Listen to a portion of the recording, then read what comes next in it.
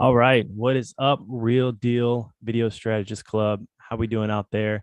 I am so excited to be hosting this event. Listen, we're going to get right into it. We're not going to waste any time. So we have had so much feedback and excitement around this topic of micro content and how we can market it effectively, how we can bring this opportunity to our clients to not only just help us close more deals and bring some more revenue in, but also how to make our clients look good, how to build their business, and then ultimately that money is going to come right back to us for more content. So there was a ton of people that were interested in learning more about this. There was a ton of people that want to speak on it. So I definitely want to leave a lot of this open for Q&A. So what we're going to do is we're going to go through, I'm going to ask just a couple questions to some of our main panelists tonight. And then I'm going to open it up for Q&A. So use the chat in Zoom. If you're in Facebook, use the chat. I'm going to do my best to moderate inside the chat. So if anybody sees a question come through that I missed, that would be good to ask, just obviously grab me and let me know. Come off mute, ask questions, raise your hand, whatever you want to do. I'm okay with being interrupted. So I don't like to listen to myself talk too much anyway. So we're going to get right into it. We've got a couple panelists here, Walter, Allyn, Dom, and Rob. Thanks so much, guys, for joining us and talking about this topic of micro content. So real quick, I just want to go ahead and for those that maybe don't know who you are, we're going to start with Walter. Walter, just introduce yourself, your name, your company, and then maybe just something like a strength that you have, customer service, camera operations, strategy, whatever that is. Okay, Walter Esgarzaga, how's everybody doing? I'm so excited to be here. My company's Walkthrough Media. I'm located in Palm Beach, Florida. My strengths are really varied. I mean, I have an extensive sales background, an extensive marketing background, graphic designer for 25 years. I've only been behind a camera for 3. So actually shooting is not my strong suit, it's selling. And so micro content for me is a sweet spot because you don't have to have the cinematic skill set to be able to make $100,000 in sales. And I'm super excited that that's coming true because while I'm trying to up my cinematic game, I also want to be able to make money. So I'm excited. Awesome. Sweet. Thank you, Walter. Allyn. What's going on, awesome people? You probably know my name if you ever searched in the group for alphabetical order. Alston, hope you guys are doing great today. Let's talk about micro content, man. Of course, everybody's greeting themselves, but I love it because you get to really do a deep dive on businesses and help them really express themselves and overcome being nervous about making consistent content and being seen consistently. And the great part is, not only does it allow you to make great content, but you open the door for so many other projects once you establish that trust with your clients. So I'm here to talk about it, man. It's going to be a good day. Awesome. Yeah, man, we're excited too. Thanks, Allyn. Dom, let's go over to you. Yes, sir. Dom Mann with DM Productions out in Ohio, Cleveland, Ohio. And, strength, I guess I probably say treating my crew to the best of their ability. Bringing the right people on and then also treating them like they deserve to be treated. We've got Red Bulls, snacks, granola bars, everything. So, really making that atmosphere on set so that not only the clients are happy, but everybody else is too. I love that, man. Absolutely love that. Always got to take care of the crew and the crew will take care of you for sure.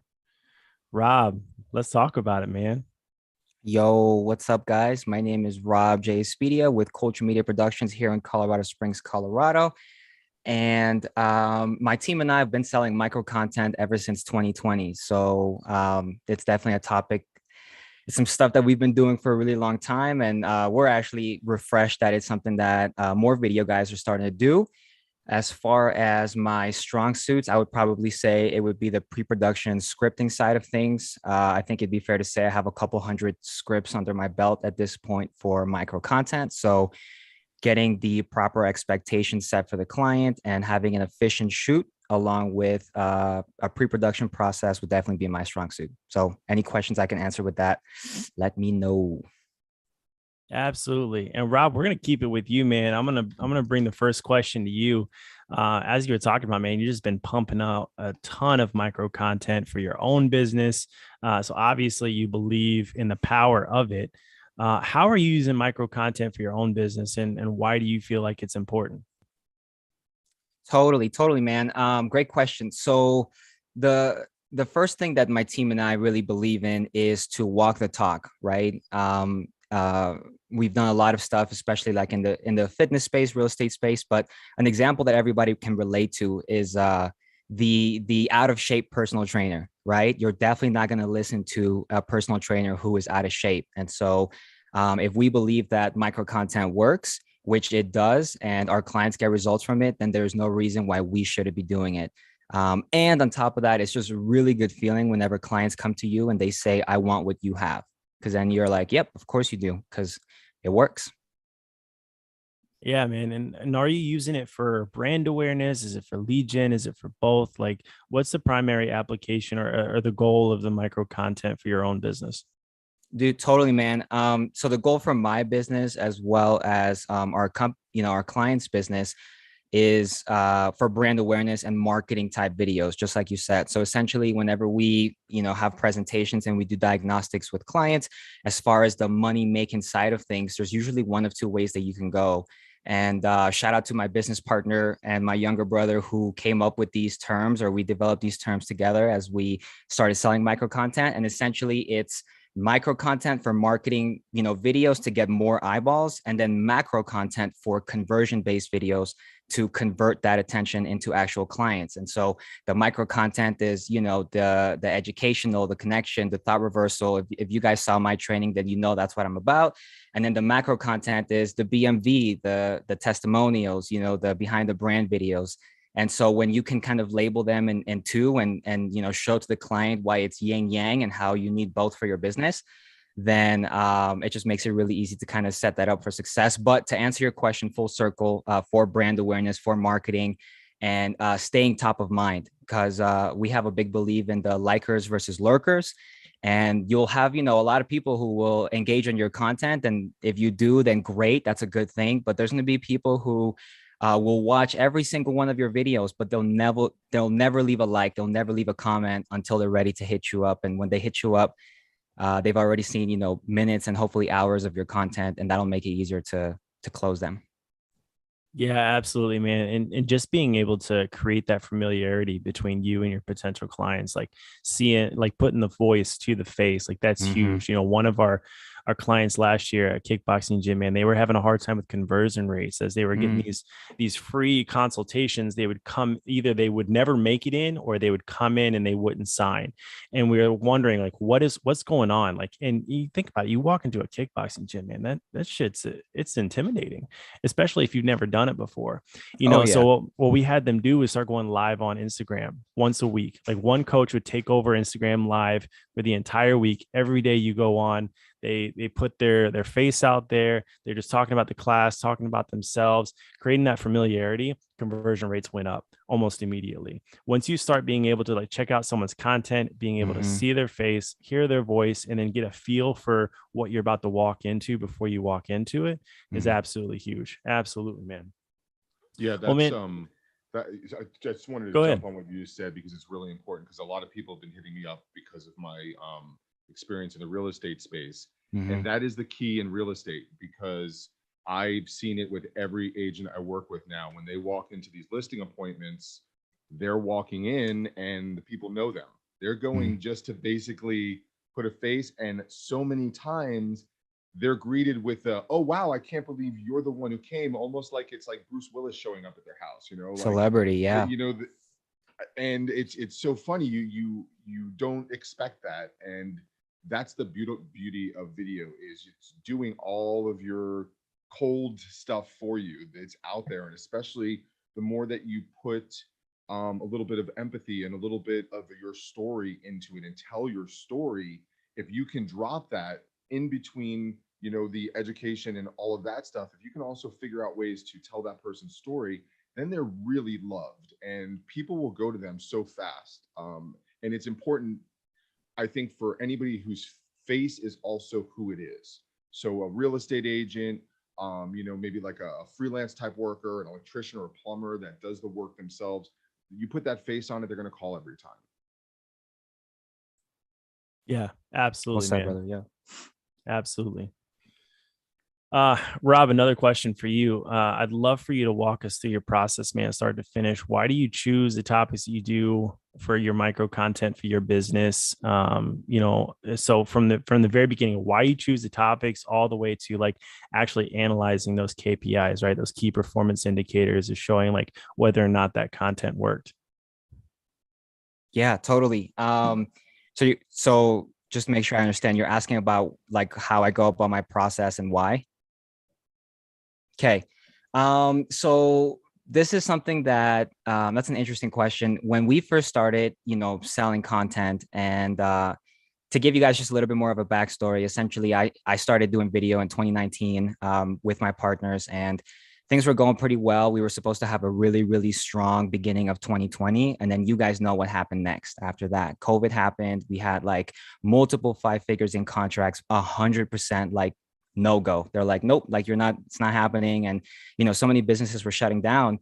And we realized at that moment that we kind of had to elevate our level of service and our level of support. I think, key word here is support. And what our clients really enjoy is that we have kind of like an A to Z system to walk them through and almost kind of, hold their hand step by step.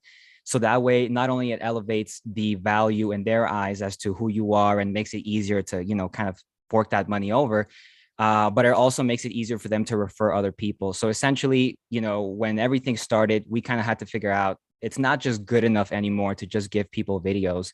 You have to give them a strategy. You have to give them a way to, like you have to give them a light at the end of the tunnel. And so from that moment, we knew that we had to start creating different structures that were not only easy for us to do and more efficient for us to do, but easier for them to follow and to understand. And when everybody understands the structure, then it's just, for one, like a much better experience, but for two, a much higher chance of success with the content. So, we knew that from beginning to end, we had to kind of create different strategies, and we did. And so, we kind of brainstorm together and figure out what do clients need to know before they even want to hire us. Well, they need to know certain information about this. Then once they hire us, what did essentially setting up those proper expectations. And so when I sign up a client for micro content, essentially they know that it's a long-term commitment, that it's something that you won't see results at least 3-6 months in. And anything right now in 2022, I would say 6 months in. I've made a mistake sometimes at saying that 3 months is good enough, but really with the amount of video content and the amount of videos that people are just putting out, you kind of have to step up that number.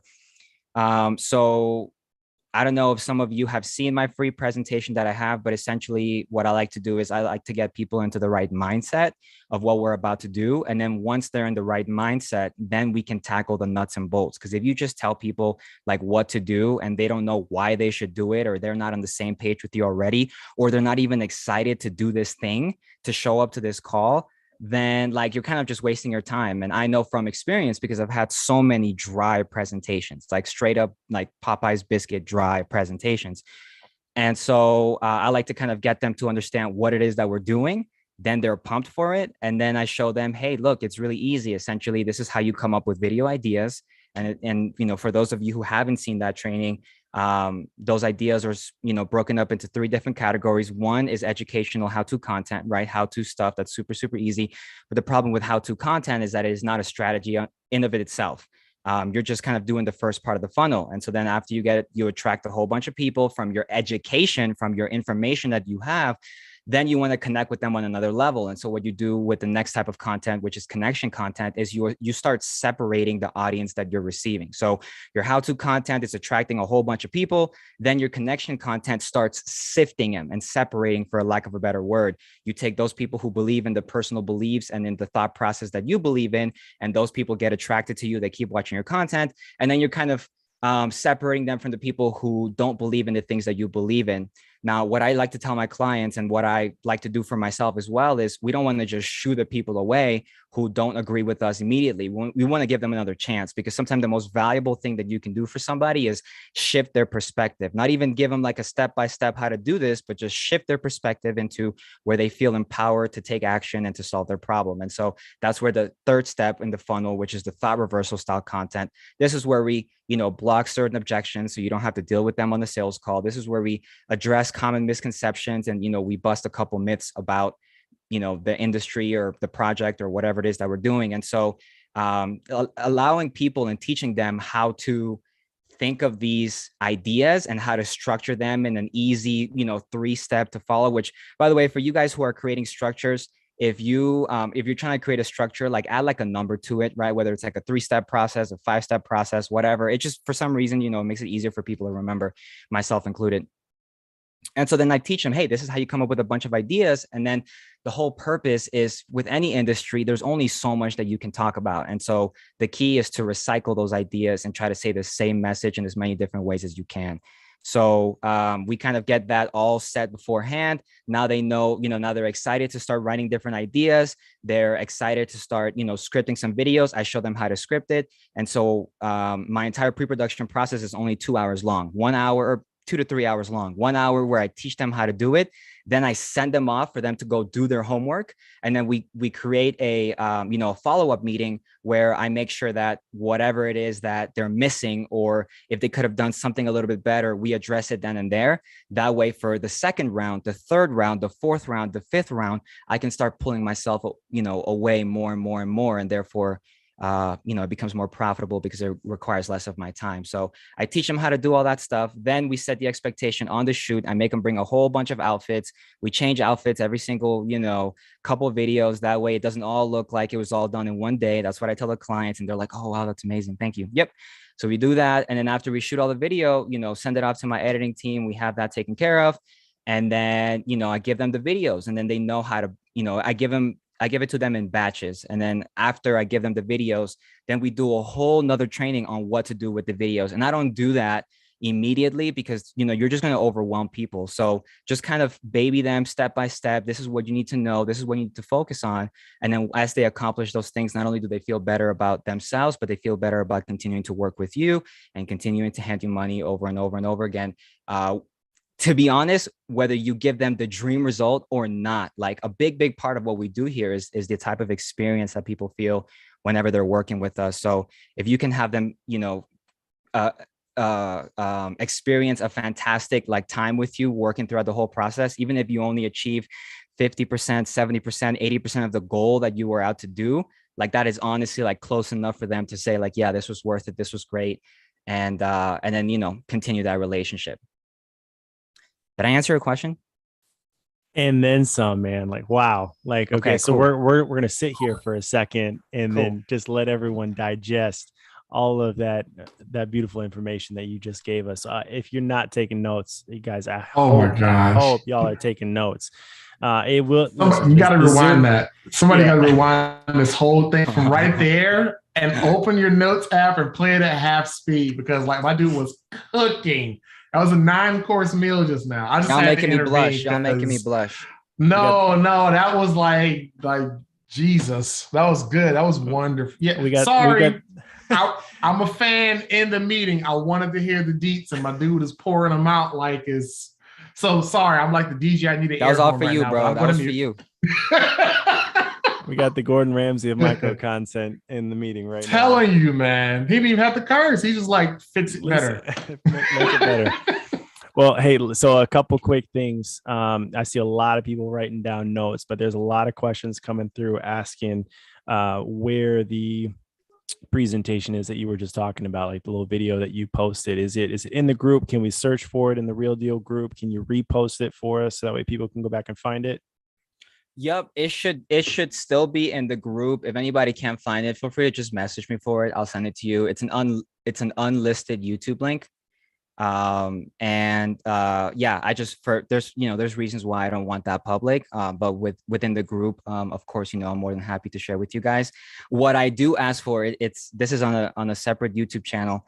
And if you did find value from this video, from the link, then I ask that you please subscribe to it. That's like definitely the best way that you can reciprocate to me. I'm trying to go 10x on my content output this year. And so if you guys help me kind of get my reach up with YouTube, that would be very, very appreciated.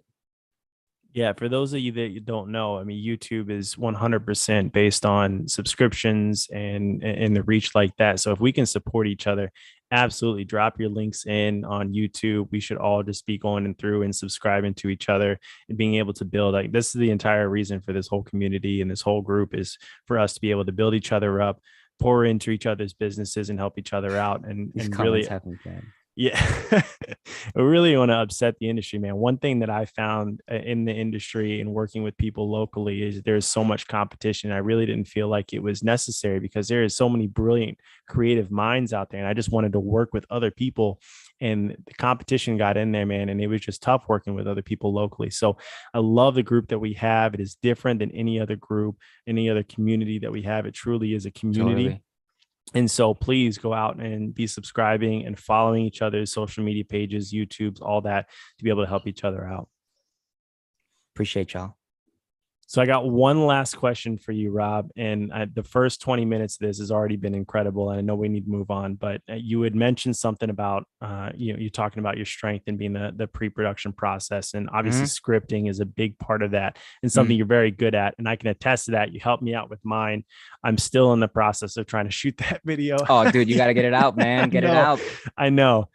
Done is better than perfect, right? Amen. That's where I'm at right now. So shout out to Philip for that one. But can you break down the process real quick of just your scripting process? And you touched on it a little bit just now, but any other details you want to add into it? Yeah. The scripting process. So again, if you haven't seen that training, feel free to, it was like a whole 30-minute call or something like that, where you can actually see the reaction of my client as we're going through this. And I know here with both ladies and gentlemen, but I was excited about this client because she's not too bad to look at, in terms of marketability. So you can definitely watch that whole video.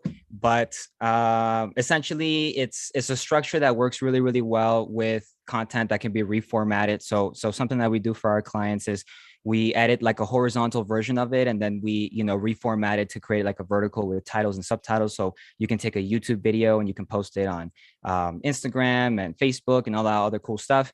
But essentially, it's every good video starts with a hook, right? And then after the hook, you do the introduction. Then after I'll try to do a quick example here, but yeah, actually, no, we don't have enough time for a quick example, but essentially we go hook. After the hook, then you do the introduction. This is where you introduce yourself and you establish, your authority. After you do so, then you got to tell people what's in it for them if they keep watching your video. That's called the promise. So essentially within the first 5 seconds, you had a hook, you told people who you were, and then you told people what it is that they can look forward to if they finish the video. So you got to incentivize them immediately to want to finish your video. After you give them the promise, that you go straight into the meat and potatoes, you give them the whole recipe again in a 1-step, 2-step, 3-step, 5-step, 10-step, whatever process, whatever level of information you have, however you want to categorize it. After you do so, then you want to recap it. So this is super basic English, right? You tell people what you're going to tell them, then you tell them, and then you just told them what you told them, right? Not to bring you back to, English, but and then after you do the recap, then you do the call to actions. And it just depends on what type of thing you're aiming for in your business, whether you're trying to grow your audience or whether you're just trying to get cash flow immediately. There's a soft call to action and the hard call to action. The soft call to action is what I like to call an engagement call to action. So this is where you ask for likes and comments and, sharing, etc. And then the hard call to action, this is where you actually tell people to reach out to you. So, soft call to action, if you like this video, please give it a like and comment below what your favorite of my top 5 tips were. And if you're looking for, a videographer or, to help you out with this and that, then reach out to me or, click on my link below or go to this website or shoot me a DM or whatever it is. That's the hard call to action. After the hard call to action, you want to do an exit statement. So, the easiest, most oh, she's so cute. The easiest, most simplest way to do a exit statement is just to say, thank you for watching. I'll see you in the next video. I'm sure you guys have seen that in videos tons of times. But we created this thing that's called, it's a little bit more of a fancy farewell statement, and it's a signature slogan at the end. And the best way to come up with one is to ask yourself what it is that you do and why do you do it. So when we first came up with this structure back in 2020, my goal was, with my statement sentence was, as always, it's Rob Espedia from Culture Media, and I'm putting out all this content so you can achieve your business goals in 2020. So what do? I put out free educational content. Why? So then you can achieve your business goals, right? We work with a dentist. It's like, making these videos so you can have the healthy smile, so you can live a fulfilling life, right? Like that's another example. What we ended up doing with Crystal, she had like a little bit of a saying herself, which is, you work hard for your money. I'll work hard to protect it. Thank you for watching. I'll see you in the next video. So just some kind of like, not slogan, but signature thing that, tells you, especially in volume, that the video is over or coming close to being over, and that you can expect more content to come with. This is not a wham bam. This is not an overnight. I just show up and I make a couple pieces of content. I will be a consistent content creator, and you can consistently expect more value from me. Please check out those other videos. That's what we're trying to communicate subconsciously when we say, see you in the next video. Wow, man. Again, comments are blowing up, man. Thank you so much for those answers, man. You're providing so much insight and so much practicality, because there's a difference between just the understanding of something and then the revelation of something, right?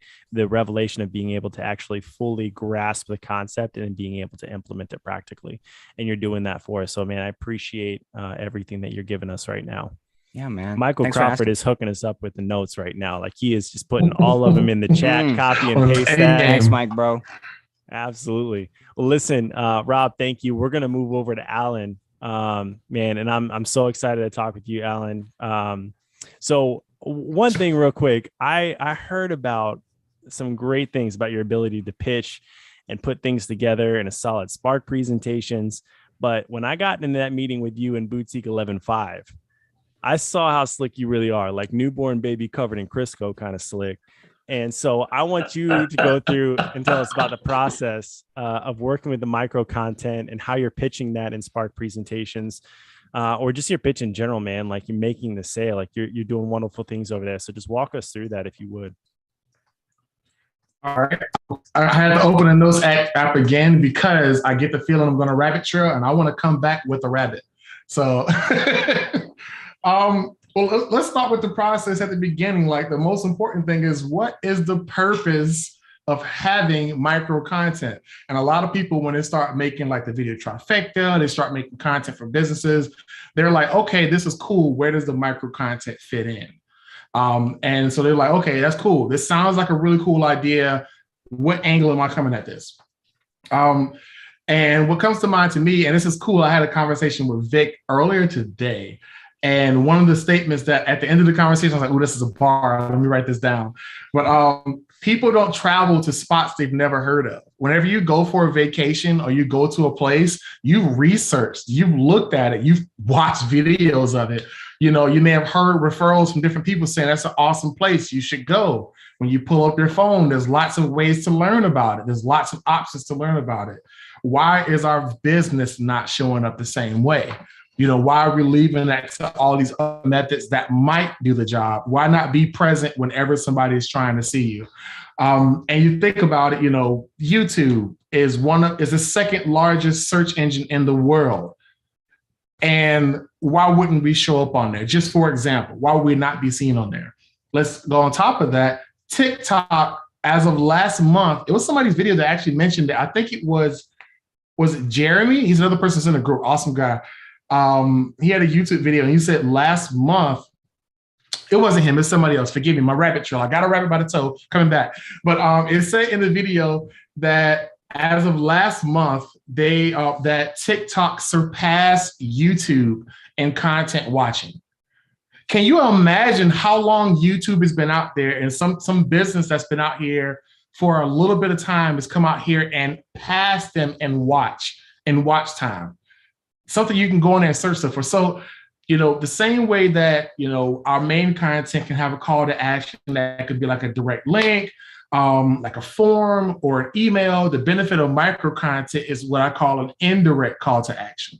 So this is a video that educates you about the industry. And by the way, I'm straight biting off of stuff that Rob talked about in that course. So you guys need to go ahead and be listening to that video. But, the good benefit of it is, you debunk myths, you offer like cheat codes, you tell people hacks and stuff you could do and what you're doing, you educate them, but ultimately it's a hand-holding process. You're walking them through the experience of working with you. You're walking them through the experience of what stuff they need to have prepared before they work with you. So when people contact you, they're educated on the process they're going to take. They're taking it seriously. They're not going to call you just to waste your time. If you've literally laid out this information for them, it's a much higher chance that people that pick up the phone and call you are going to be people that are serious about taking things to the next level. And also, they've already been educated that you're very educated on the matter that they're coming to you for. And the good thing about that is that's in so many industries. Like I can't think of an industry that doesn't benefit from having some video content. Sure, there's one out there. I haven't run into it yet. So it's the same for micro content. Every industry, there's something that somebody thinks is normal that nobody knows about. And it's normal to them, but for us, it would be a game changer for us to know the information that they have stored on a daily basis. But let's talk about the pitch part of that. I got it back. I kind of ran it. But on the pitch part of it, the benefit of this is when you go into the conversation with this in mind, I don't go into the conversation to convince them. I don't go into the conversation to convince them that micro content is good. I usually have already come in there with the confidence that this is a no-brainer for you to have it. I'm in the business of persuading them that I'm the person that can do it the way that they need it. It's not a dry run of conversation. Typically, when we're conversating, people already know they need this type of stuff in their business. They may just have a nervousness about how to do it, or they want to be presented a certain way. They don't want to just pick up their cell phone and shoot it and say, this is done. No.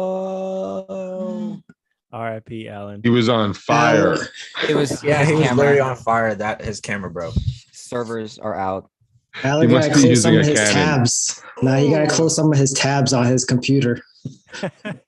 Yo, Rob, I saw The that. rabbit I was caught talking him to up. him. That man had like 1 million tabs. The rabbit caught up to him. I like that, Brian. The rabbit attacked me, bro. The rabbit attacked me. It's like Monty Python, man. Yes, sir. The rabbit freaking attacked me. Allyn. So that, and you know, the funny part is I changed my battery to be fresh for this and it just died. I guess I'm cooking. I'm But, glad you said that.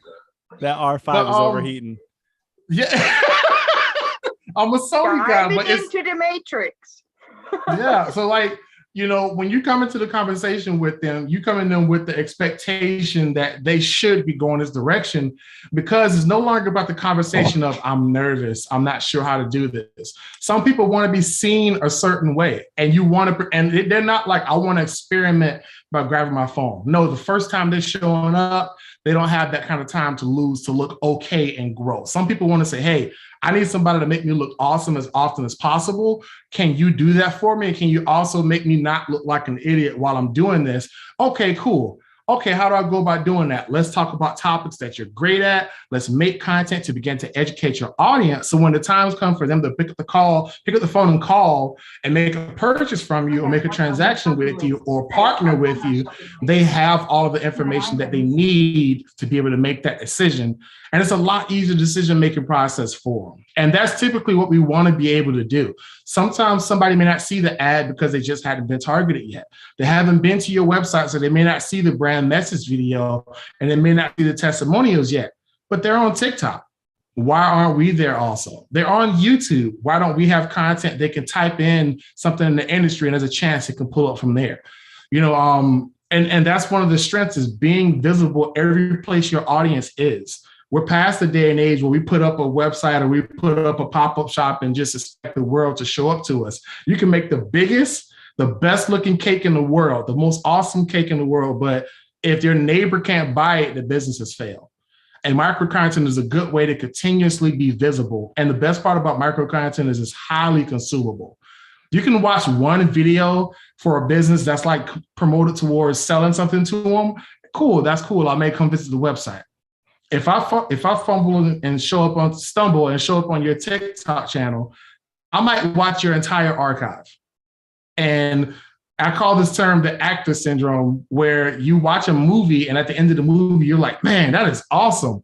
I can't believe that, that person was a really great actor. I can't wait for the next thing that they're featured in, the next show that they're in, the next film that they're in. The same thing happens with your content. People start to fall in love with the people, and that's where that trust comes in that a business sometimes can't build. People like to know, the same way it was mentioned earlier, whoa, that's you. You actually showed up. You're on the phone with me. You're talking about this deal. That's a night and day difference in people having that trust. And when you say, hey, you should go this route instead of this route, and they take themselves out of the process and they say, hey, I trust your expertise. So when you go into the pitch part of it, you really show it to be a no-brainer. Like, that this is information that you need to be getting out there. The challenge usually is, how do I get it out there for people to perceive it?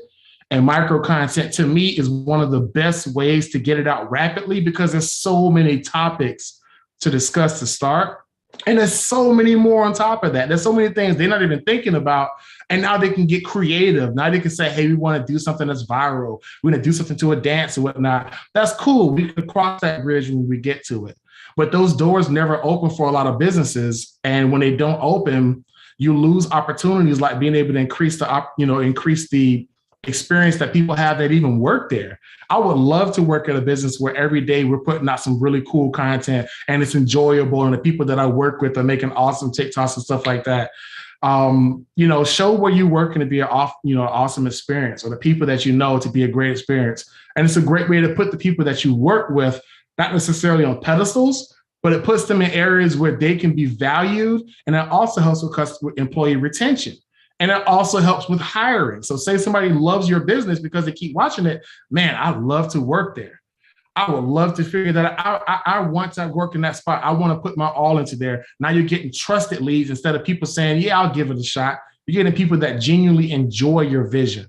So long story short, I think I got like 3 rabbits. One got away because it bit my hand. But, when you do the pitching part of it, it's a no-brainer when you're conversating with them. The goal is to persuade them that you're the person that can do it for them. You're no longer convincing them they need it. They know it. They probably watched 10 videos before you guys talked. Yeah, man, absolutely. And I kind of want to add on to that if I can, Allyn. You talked about, you're talking about almost like a recruitment aspect to this, and especially utilizing TikTok. We've been in a lot of marketing discovery meetings with clients, and maybe they're home builders or they're HVAC people or whatever, and they're like, why the hell would I be on TikTok? That's for teenagers. And that's just not the case, man. There's over 1 billion active users on TikTok today. You can get organic reach to that, and organic reach is what's working so well through TikTok. Yeah, you can run ads through TikTok now, and you can boost or whatever, but like the organic side of it, if you know how the algorithm works and you can work through it, then you can get organic reach that goes beyond what you can get organically through Facebook and Instagram. The organic reach through Facebook is just not what it used to be 3 years ago. It's not the same. Sure. It's a pay to play, and it's like Clash of Clans back in the day. You know what I mean?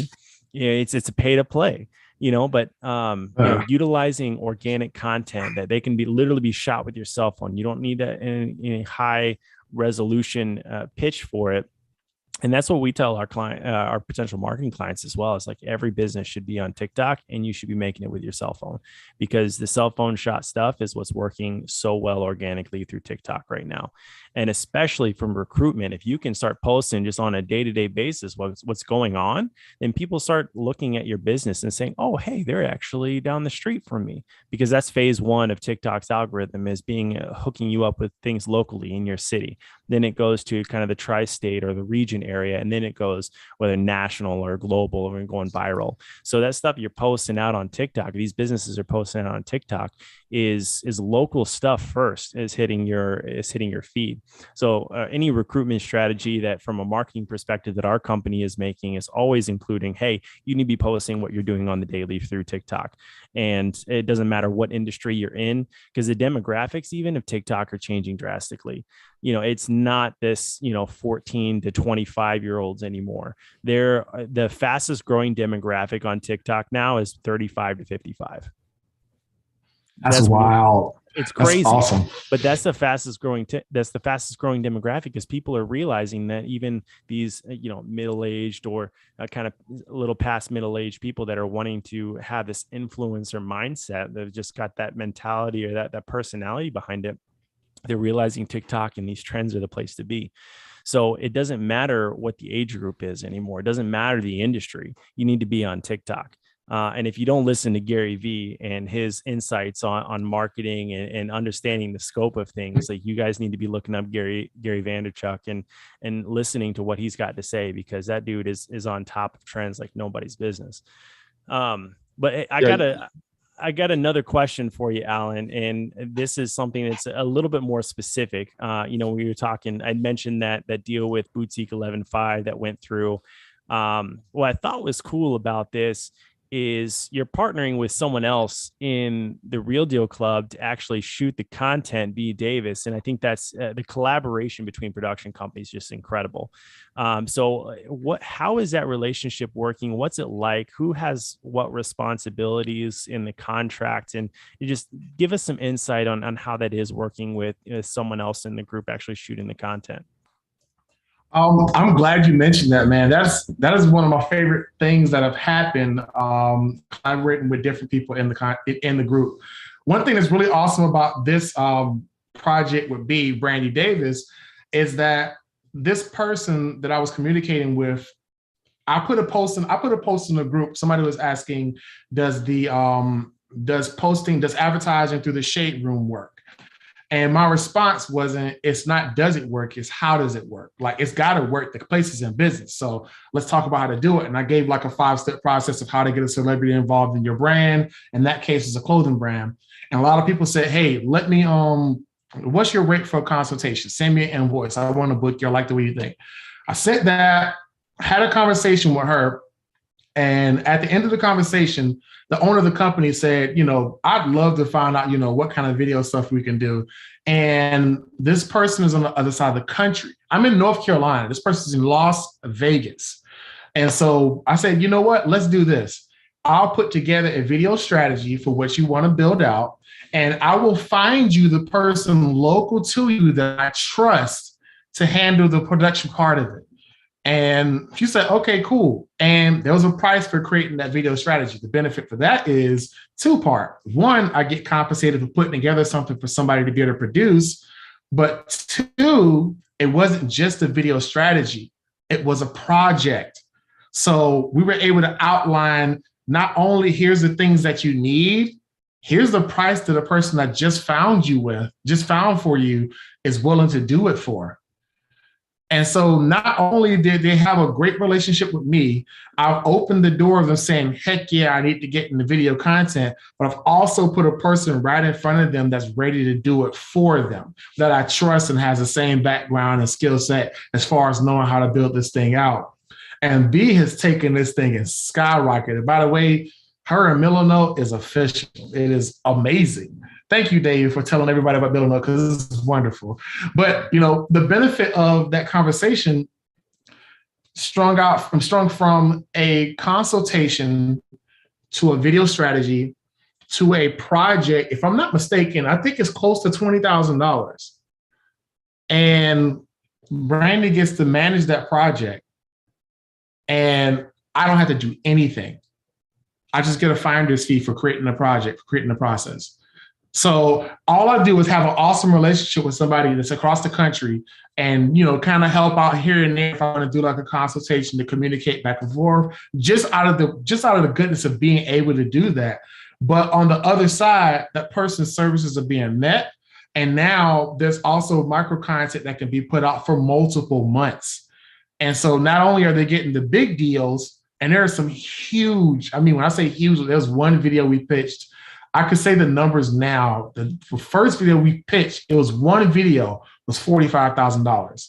And here's what's awesome about that. The person didn't bat an eye at it. They just said, I love it. Let's do it, but let's do it later on in the year. So that's the way the conversation went. It wasn't oh, that's expensive or that's high. This person was literally looking for somebody to help them do this the right way. So networking and meeting people is great because you don't have to limit business to where you're at locally. And that's one of the challenges that we bump into as video strategists.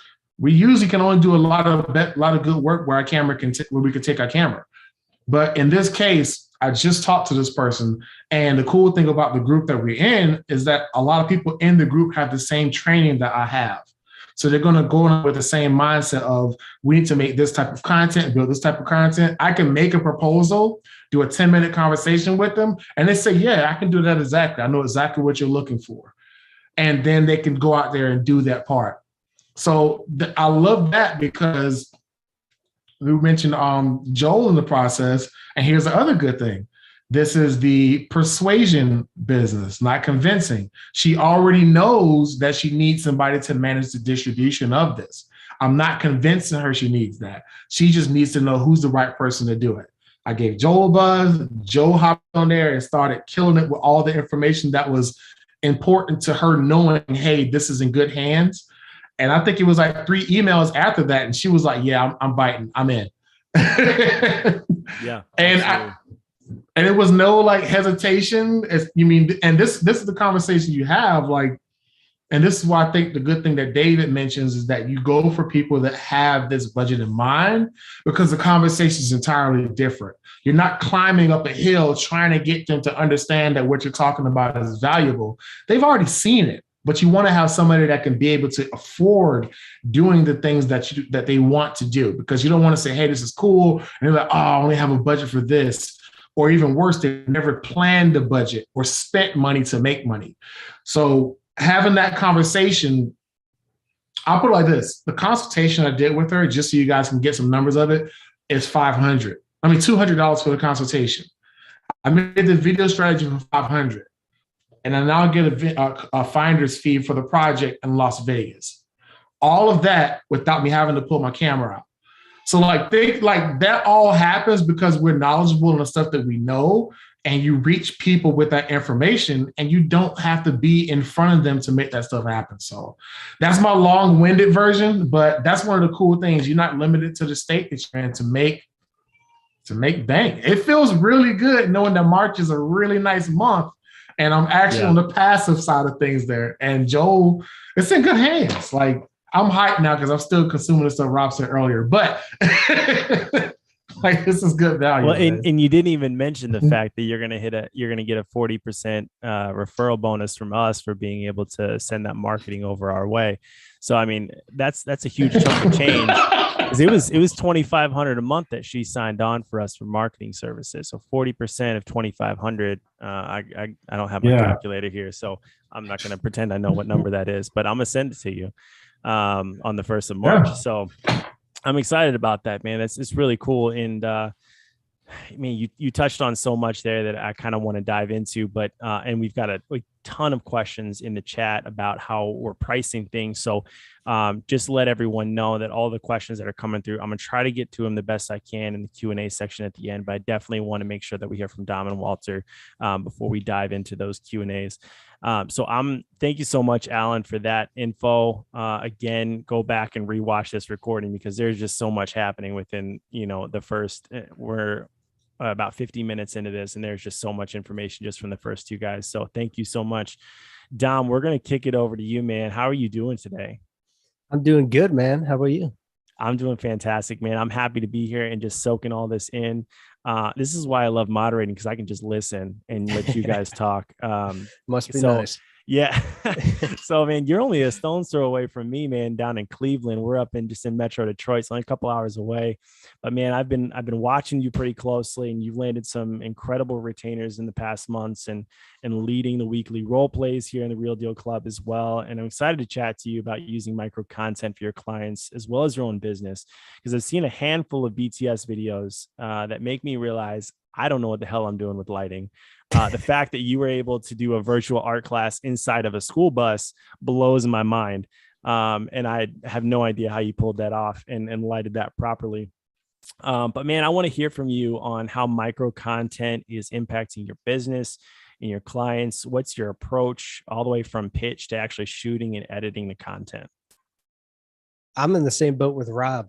You need to be practicing what you're preaching. So if clients are looking at your stuff and they're seeing some lame social media or your website's not up to par, they start, there's this trust issue along with, the brand doesn't match with what you're telling them you do. So I'm definitely in that same boat with, like, your brand has to match, the content has to match, and you have to be doing exactly what you're telling them to do.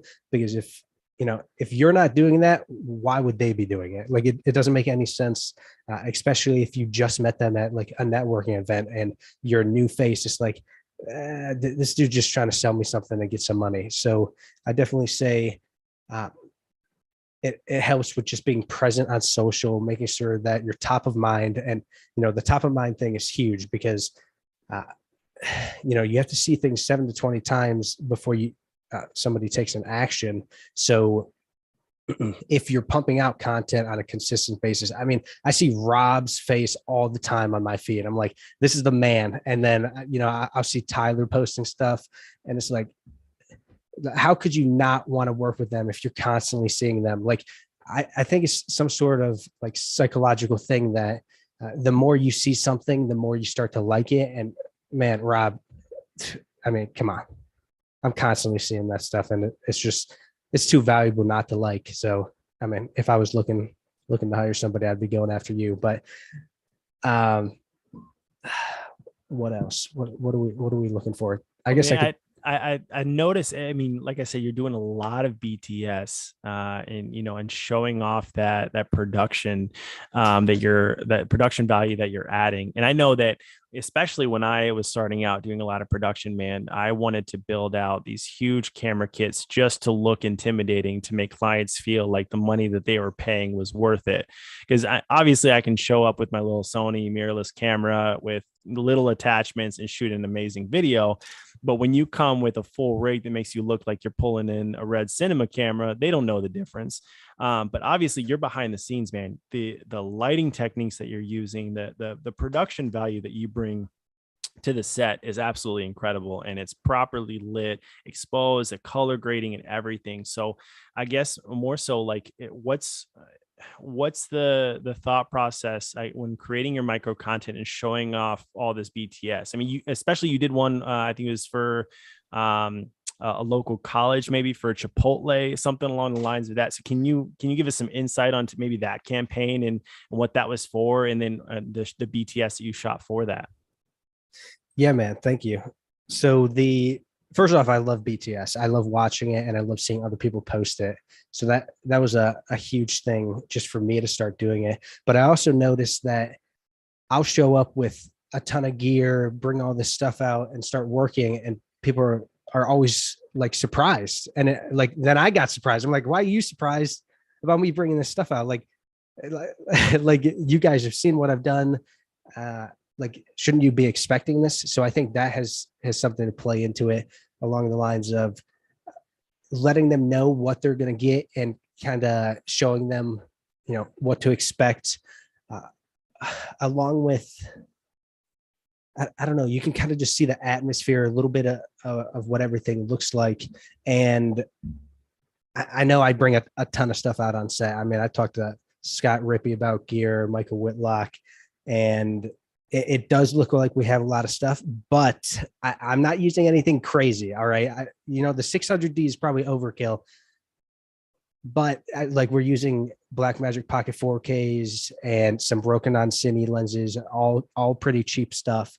So when it comes down to it, it is the lighting and it's the way you're using the gear and, the overall client experience, like Rob talked about, from start to finish. They've got to be, like these kings and queens sitting up on this throne that you're just constantly giving them awesome value, whether that is in content or throwing in an extra edits or just being an awesome person to work with. Because even if your service is worse, but you're amazing to work with, and the other guys, some sort of, for lack of better words, douche, they're not going to want to go with them. So I've even noticed that, like, okay, I'm not going to go down that rabbit hole, but does that answer the question? Yeah, man, absolutely.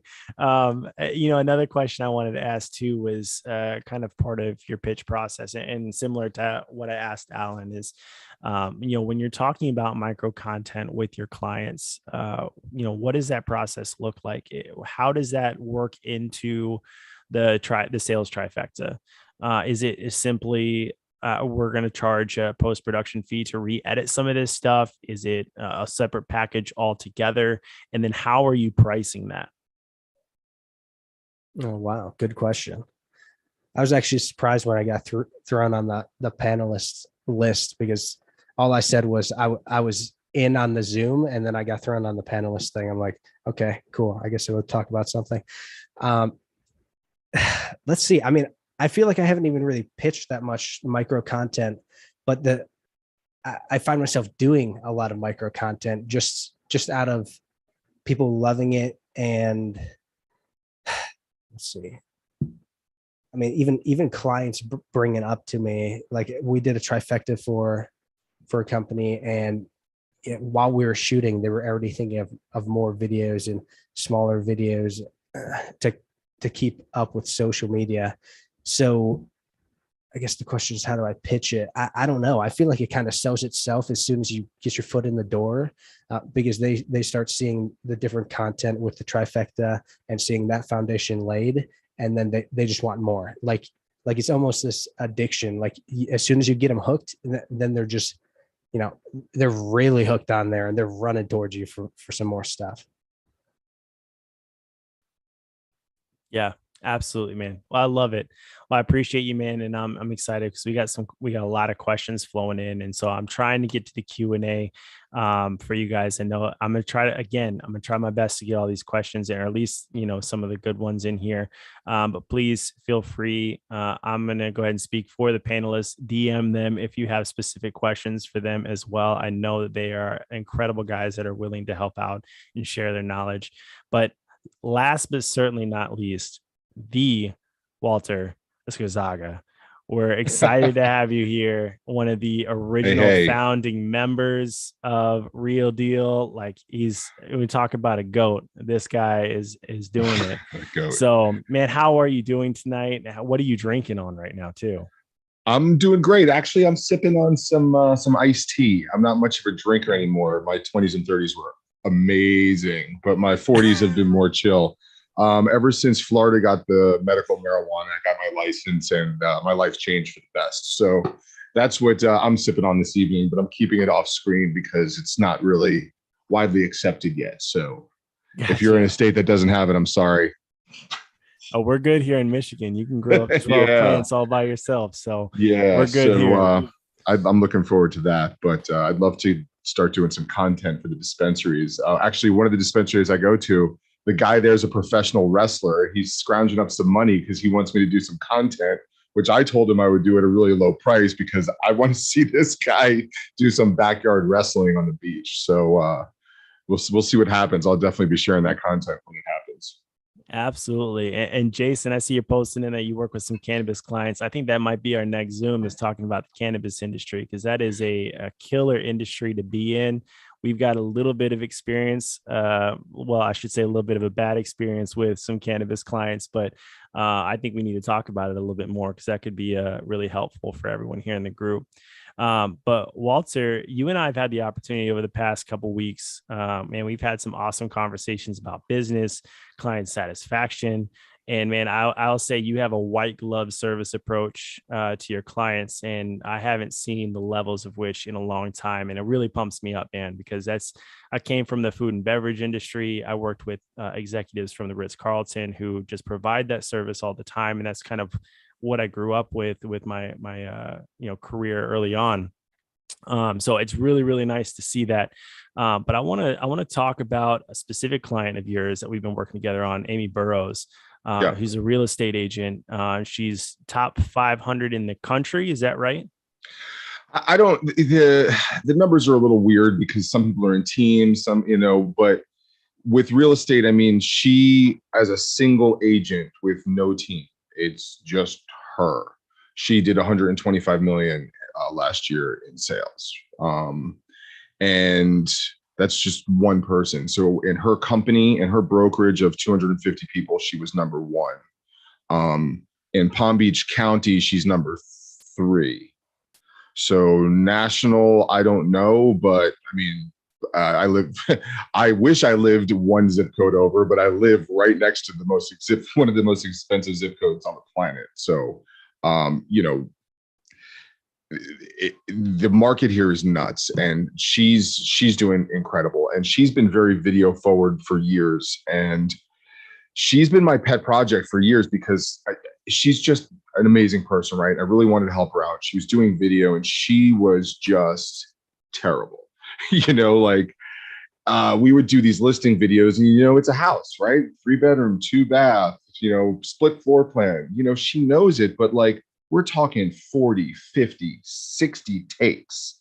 But I knew she had something, right? So I had some conversation with her. I kind of did like a boxing a ring guy does, right? We watched the fight tapes, and I made her sit through her 20 minutes trying to say one word, and she really worked on it. I challenged her to do a 30-day challenge, do a Facebook Live every single day, get used to talking, get used to being on camera, break out of yourself.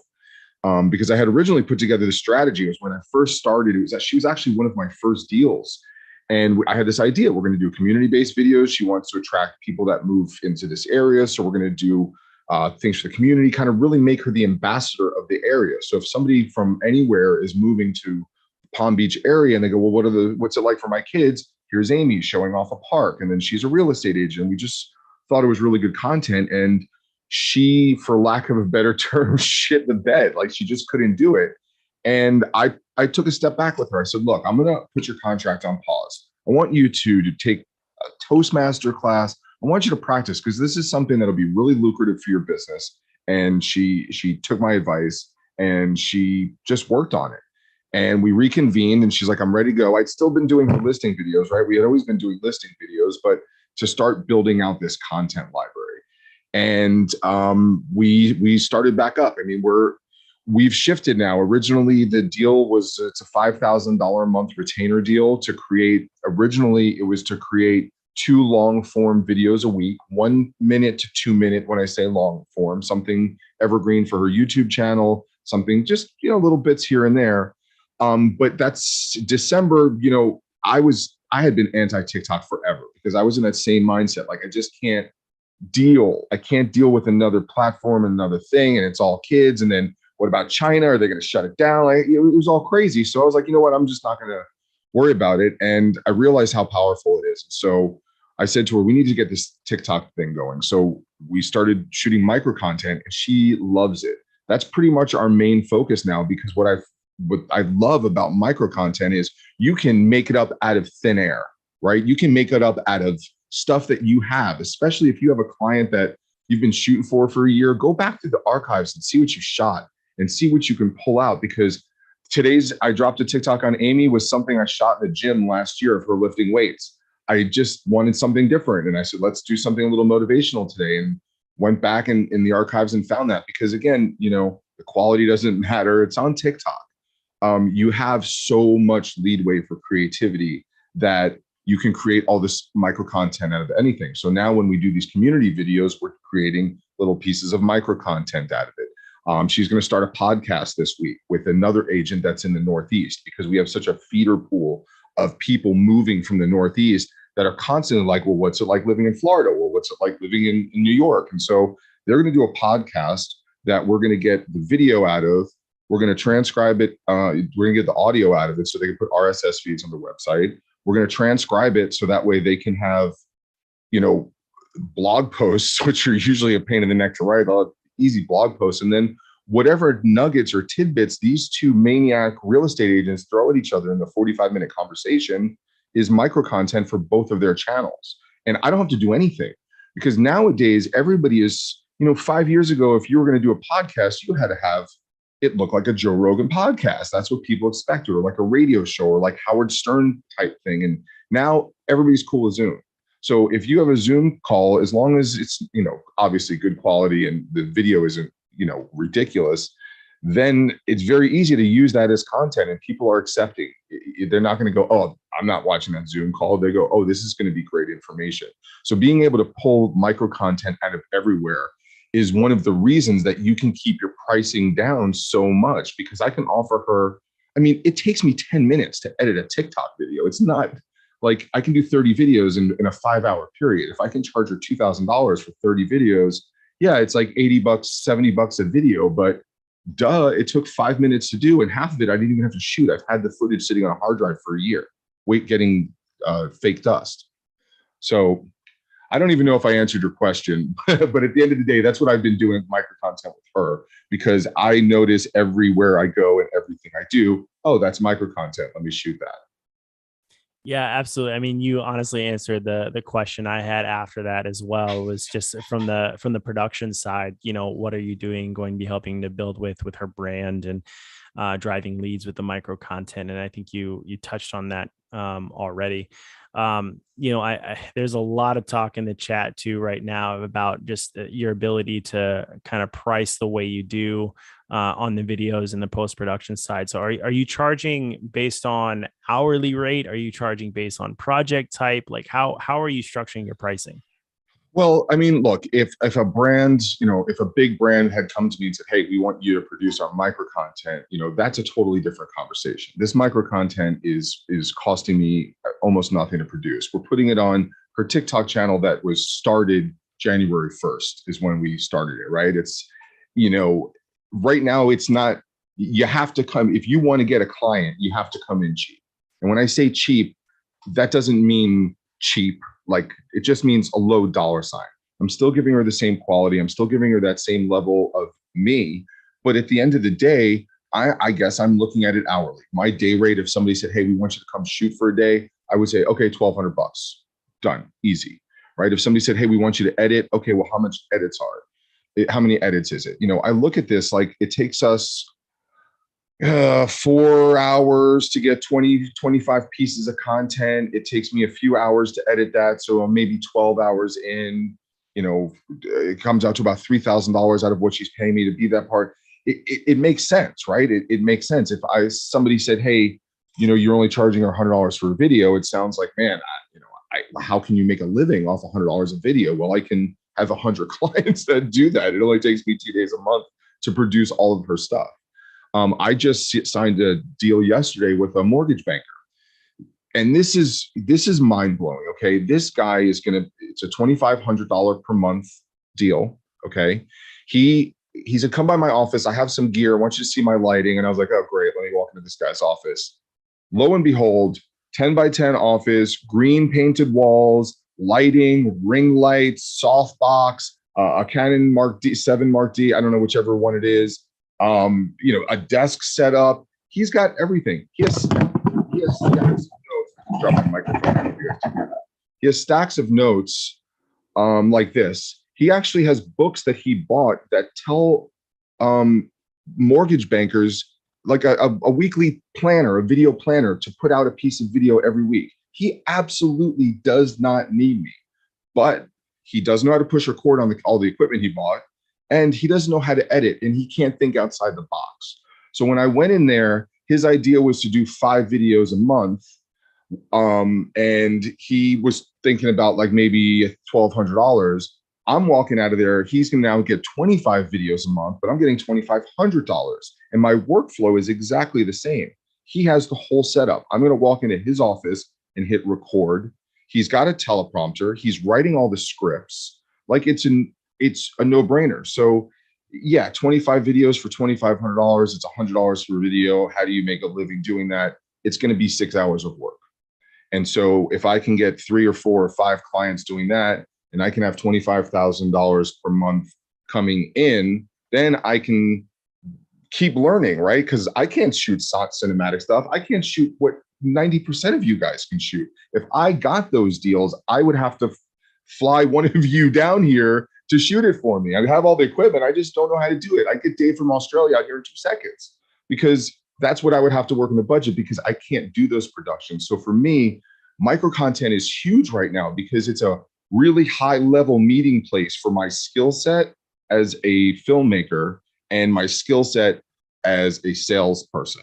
And I can now 100% do what I can sell. I can sell this, but then I have to find the people to do it because I'm not fortunate. I don't have a production company. I don't have a team. I have no crew. I have Walter. I have a couple of people around me that are good, that if I really needed something, I could call them, but I don't trust them with an SD card. They lose files, they lose cameras, and I'm talking the top people in Palm Beach. And I just don't have it. So I have to be able to work within my bubble. What can I shoot? I edit, I sell, and I handle. So for me, that's being a boutique agency. That's being, you just show up. I tell you to show up at 3:00. I'll research the content for you. I'll do all that stuff, but it comes with a little bit of a price. So I'm charging Amy a lot more, but Amy just has to show up. I'm just waking up in the morning and saying, oh, this community, they're just finished building. I'm going to go get some drone stuff. And then I'll call Amy and say, hey, meet me here. You're going to do an intro because we're going to showcase this new development that's being built. And so I don't really have to answer to anybody. I can just go out and play with my equipment and record it and then tell Amy what to do and boom, done. So it's a perfect position. And I've noticed the clients that want micro content, they don't want to be involved. They're just like, just make it happen. And okay, that's beautiful because as a creator and in a creative person, that's perfect for me.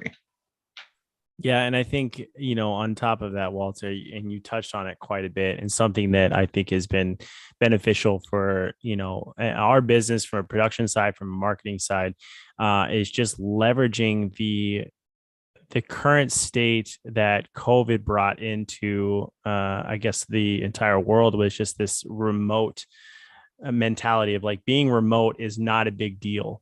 You don't have to have someone local, and it's not like I need to see your face and shake your hand before I do a business deal with you anymore. We've gotten comfortable with this ability to say, you know what? I can book a client in Las Vegas, have someone else do it locally, and then I can edit the footage, or I can help someone that's, in a different state than I am and edit their footage that they're shooting on their videos and stuff like that. And Tyler brought up something, in the chat talking about, definitely don't want to lead with just the content all being created by the client, but it's definitely a great piece to add on and say, and again, like I touched on earlier in our discovery meetings for the marketing side, is just being able to tell the client, like, you can shoot half the shit with your cell phone and we can re-edit for you if you need us to. Mm-hmm. If you don't want to handle that, you don't want to download the apps, you don't want to learn how to, download the TikTok trend music, like we can do that. We've got the programs, we've got the equipment. That's fine. We'll just charge the editing fee and that's it. And that's a great way to, depending on your skill set, make $50, $100, $150 an hour, just editing, really, really simple content. And sure, there's not a lot of creativity going in it, but it definitely pays the bills and then some. So it's an amazing opportunity for us as in the post-production side, as videographers, as marketers, to be able to pull in this kind of content that can be shot with a cell phone and then just re-edited and pump back out and then distributed properly for them to be able to bring their leads in. I was chatting last night with Scott Rippey. He, I think, either is about to close a deal or just got a deal with a financial planner or wealth management. And I have a client that's been one of my first clients. That's all he does. He shoots everything in his office. It's the worst. It's the worst. It's the worst. And he just said it to me because he doesn't care, because his clientele is 70 years and up with portfolios of 5 million and above. So, it doesn't matter, but he likes to put the content out. So he just sends me these files and tells me exactly what to edit and what his compliance needs. And I edit and send it back. I bill him $150 an hour. He doesn't blink at it. And I've said to him a few times, I'm like, I could shoot and edit for almost what I edit, because I'm charging him, I'm color correcting stuff in the office. I'm really like, he goes, wow, I can't believe that's the same video. It would be cheaper just to have me shoot it. I've told him that a couple of times, but to your point, I tell my clients all the time, shoot your own stuff. You can't afford to have me 24/7 follow you. You gotta get out of your shell. You have to break out of your shell, especially people that are at this stage, I would say over 35 or 40 that didn't have this stuff when we were kids. It's really hard. I mean, I listened to what Dom was saying earlier. I listened to what Rob, where you have to represent, right? You have to represent and you have to be preaching your language. I'm not, right? And so my workaround, and I'm sure there's some of you that probably aren't. So all you really have to say to people is like, I put all my focus into the clients because I don't have time. I'm just Walter. I don't have time to do my own social media. When I have a team, that's going to be one of the first things I do. But by the same token, I'm in a very unique position where I don't have to market my business because I'm really good at sales. I have a fantastic network. I have literally people. I wish I had more people here. I wish I had help. If I had a production crew and I had people here, anybody wants to move to Palm Beach, let's do this because I got the business.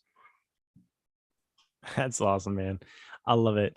Well, thank you so much for that insight, Walter. And real quick, before we kick it to Q&A, man, I was having a chat earlier with Zachary Gray, just about how this micro content fits into a funnel. If you're not familiar, when we say the term funnel, it's your sales funnel from when your client first experiences you all the way until you actually closing that deal with the client.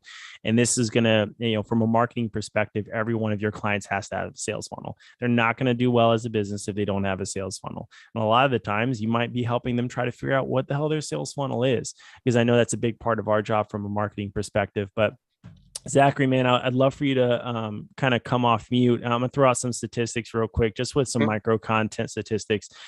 First of all, 94% of people on social media are watching or viewing from their mobile devices. So absolutely, format matters. Being able to use the 4x5, the 1x1, the 9x16 formats is absolutely huge. You can't just throw up 16x9 and expect it to land the same way.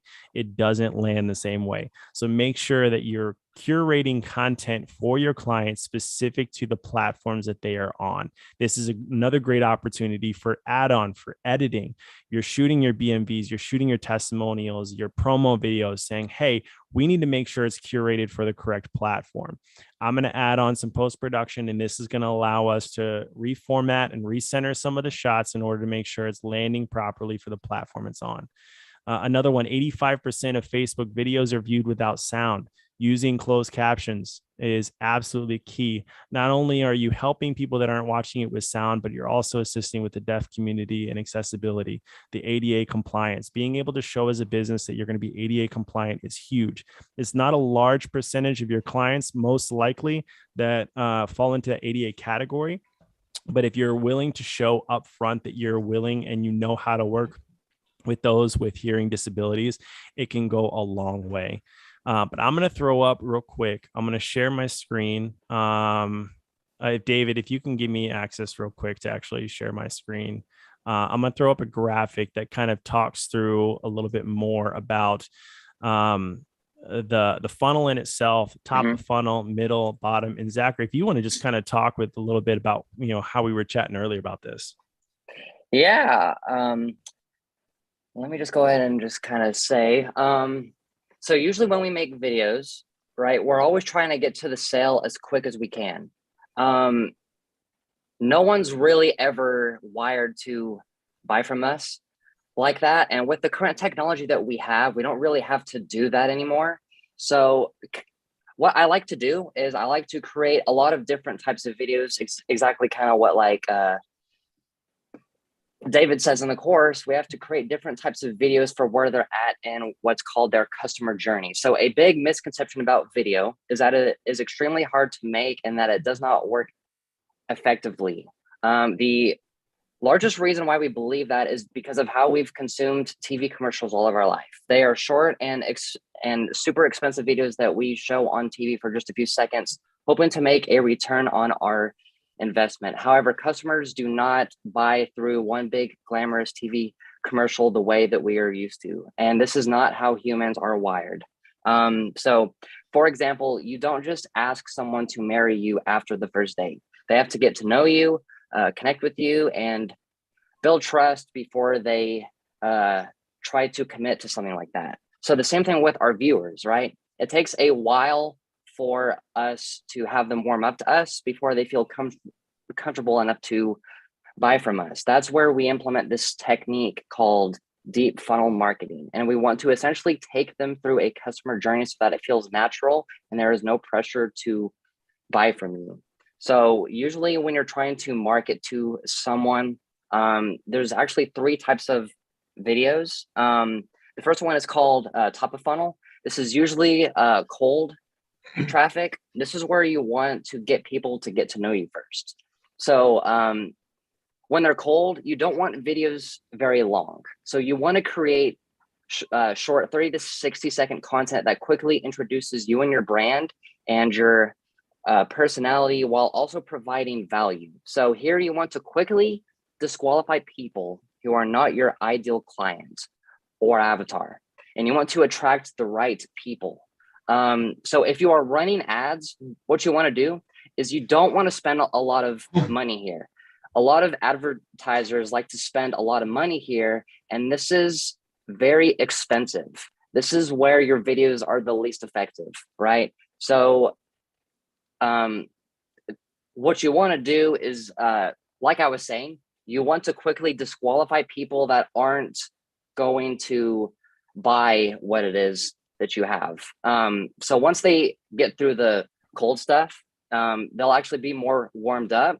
And then once they're more warmed up, what you want to do is you want to get more people to like you, right? So this content can be a little bit longer, and it will essentially help your ideal customer understand your brand while also building your authority. So you can spend a little bit more money here to move them down. And then once they're warmed up a little bit more, you essentially want to get people to trust you. So once they're warmed up, you want to be more transparent and share social proof of the transformation that you get for your clients. These videos can be much longer since they are most engaged with you here. You want to spend the most money at the bottom of the funnel because you are trying to push them to convert, AKA buy from you. So like I was saying, don't spend a lot of money at the top of funnel. You want to spend more money as you go down because that is where it's the most effective. What am I trying to say? So a lot of people are trying to create organic micro content. So what's really cool is you can actually just retarget people based off of the videos that they watch. So you can retarget people based off of how much of the video that they've watched and these specific videos that they watch. So you never even have to spend money on cold traffic. What you can do is you can have this this funnel of videos that you have. And then as they start watching certain videos, you can pull them down and you can retarget them based off of the videos that they're watching. So what information that they've currently consumed, you can actually show them different types of content. And I feel like that's the most effective way to get people to watch your videos and do the action that you are wanting them to do, because you have to get people to know, like, and trust you. Hard selling just does not work anymore. You have to nurture and you have to educate. Just like Dom and Jay was saying, you have to kind of create your own content as well, because if they just show up on your page and you don't have anything, how are they going to really trust you and believe in what it is that you are trying to do for them? So what I recommend doing is, in order to have all of that content already made, what you do is create bottom of funnel content first and then middle of funnel, just because you want to try to convert the people that are already going to buy from you. Like they're the closest there, and it's also really cheap. And then once you convert them, then of course you can start to make the top of funnel stuff. And you won't have a problem of people not trusting you due to lack of content, because you've already filled out the rest of the funnel. What am I trying to say? I have a few more notes here. I think that's pretty much it. So the reason why I like this is because it's not only brand building, but it also gives you a quantifiable and tangible result when creating micro content. So when you're creating micro content, just you want to figure out if you're trying to get them to know you, trying to get them to be like educated, if you're trying to show them like social proof, like there's different things that you want to show them. And it can all be tracked, which is the greatest thing about it, is it's all tracked. I think you can also do this on YouTube and TikTok, I'm not sure, but YouTube and Facebook, you can track all the videos that they watch and you can retarget them based off of that. But yeah, I think that's pretty much all I wanted to say. So Yeah, man, I appreciate that. And it was so funny. Yeah. You kind of sending me that the graphic there, and we were chatting Hmm. earlier because one of the big things I wanted to touch on was more so of how this micro content works into the funnel.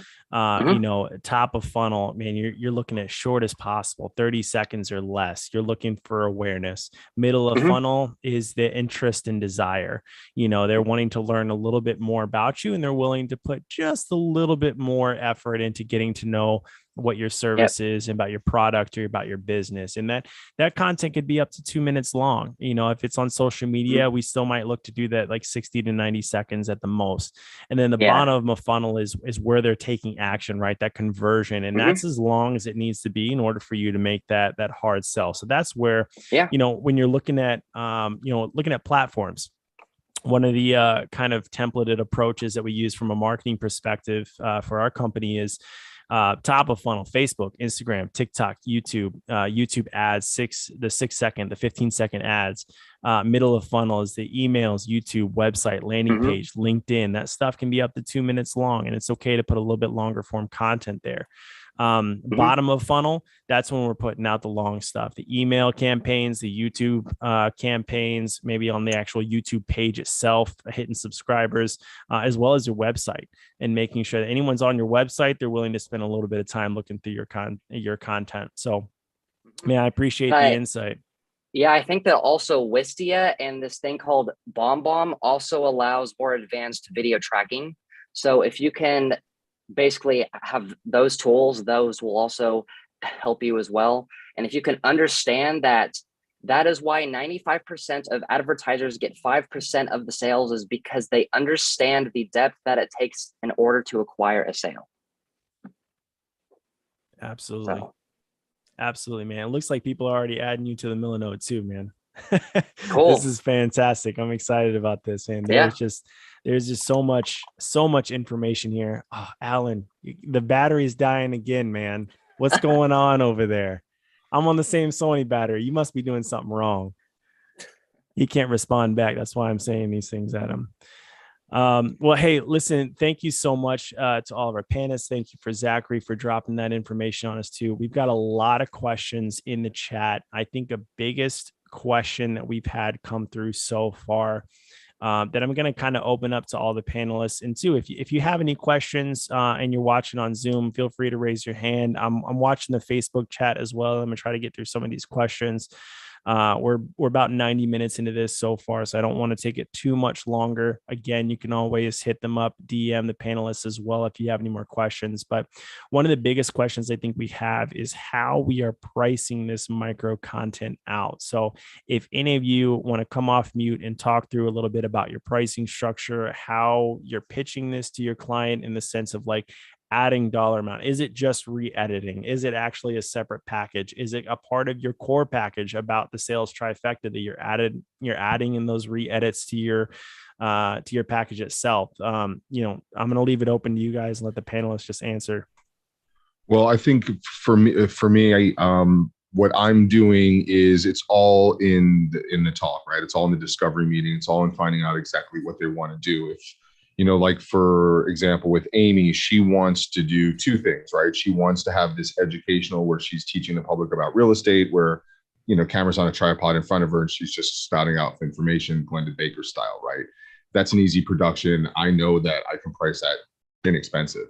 She also wants to do the TikToks and the social media type micro content for her listings and for things like that. So I just have to look at it realistically, like, okay, well, how much extra time is this going to take? And am I going to shoot this on my phone? You really have to dummy down your production, which I think is the key, right? Don't shoot it in 4K. Try to shoot it on the lesser things, like, especially if you have a good rapport and, your client knows, well, when we shot the testimonial video, like Dom Mann was saying, I rolled in with sliders, we rolled in with all the stuff, but when we shoot the TikTok video, we're shooting it with a cell phone. It just kind of all makes sense. And so you can get away with it. So I'm trying to do more and more cell phone shooting and pricing it accordingly. I mean, we're not talking about high-end productions here. So it's all based on time. How much longer is it going to be? Will I be able to dig from the library that I already have? Yeah, I'm adding to that, man. I agree. It's really how big of a library you build, the easier this content becomes. But it's much more of a deep strategy than a wide strategy. You start off with wide content, you test and you see what stuff are your audience responding to, what stuff do they enjoy. And then from there, you say, okay, the audience is liking more of this. Let's put more of that content out. They're liking less of this. We'll come back to that. We'll try it again later. Let's focus on what the audience is asking for. And the benefit of that is with that time comes greater content. So you come up with better ideas, but on top of that, you also get feedback from people in the comment section. You can get 5 video ideas from people that literally post comments from a video. And now you could just produce those and create those for your clients. And not only are you making good content, you're making what your audience is asking for. And that really helps you direct those things down to making it, making effective content. As far as the pricing goes, for me, I really price it by like how much the volume is that we're going to be putting out for the most part.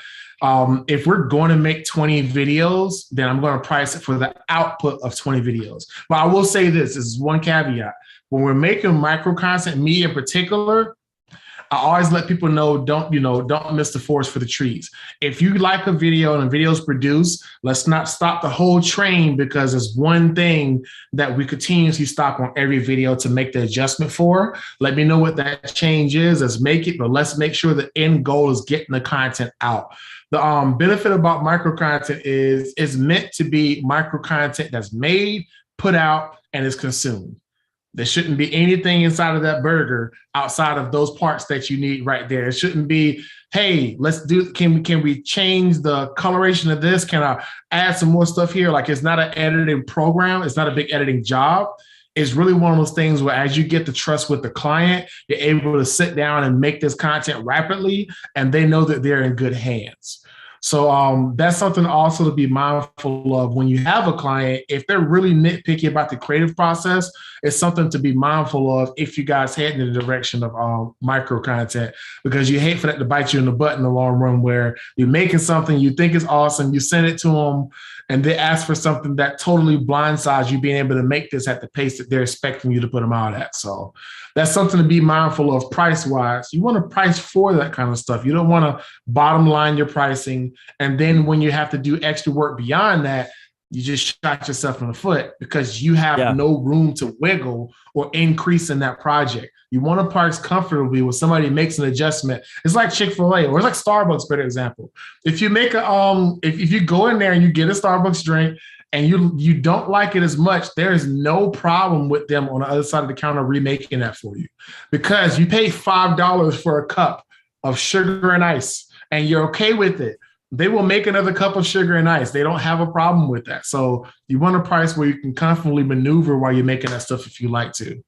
Yeah, Allyn, bringing that up, man, it is something that I kind of wanted to touch on earlier, but we got sidetracked. But man, it was one of the biggest regrets that I have early on in the production business was pricing based on just what I need to be paid in order for me to be okay with the project. And that's not how you build a business.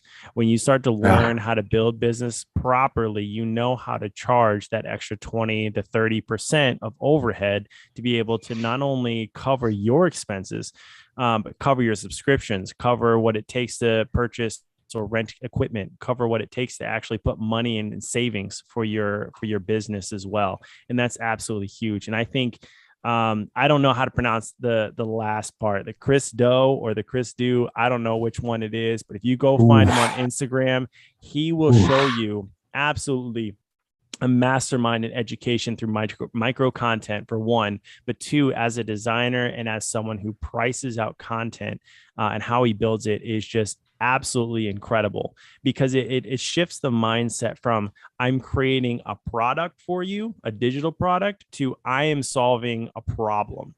And how much does that problem cost you if it's not solved? And that absolutely changed the way that I was pitching to clients. It changed the way I processed how to price things out and getting to that point where I move past that, the beginning phase of the business where I'm like, I want to take whoever's going to pay me something. I don't care what it is. I'll do a wedding for $500. It doesn't matter. I need the content to, I know what I'm worth now, and I know what I'm willing to get out of bed for. And if you can't match that, then we're not the right fit. You need to find someone else, and that's okay. And being able to be okay with that personally. So if you're not following that page on Instagram, go follow it right now, because it's going to change your life. But Dom, Rob, I mean, can I throw a sentence in there?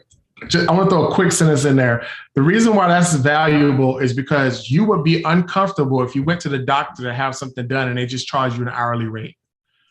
You would feel awkward if you were going in there for like surgery or to get your teeth taken care of. And he's like, I could do it for $70.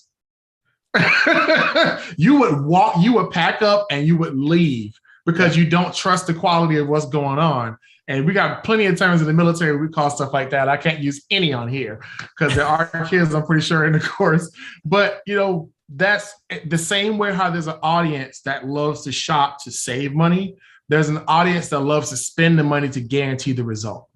And you got to choose which audience you want to deal with. Do you want to deal with the audience that will walk into like a Coach store, buy 4 items, don't worry about the tax attached to the price?